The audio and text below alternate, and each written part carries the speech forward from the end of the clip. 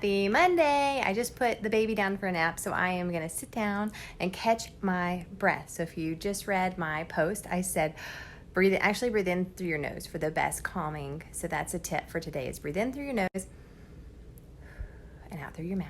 So it has been a Monday, hashtag Monday.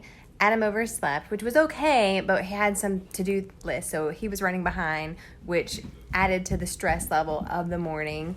And so then I had a podcast that released, so you should listen to that. It's all about using stories to make more sales, and I give 5 different tips to making your stories.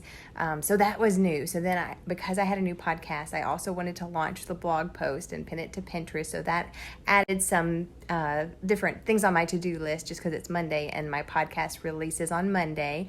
So that's always on my to-do list. And then we had like a special promo that kind of launched today. So that was like talking to my team members and everything. So it was just kind of crazy morning. And Anderson has started doing this weird thing. So he screams bloody murder, like he's physically hurt or something, like he's lost an arm. Like it is a scream, a blood curdling scream.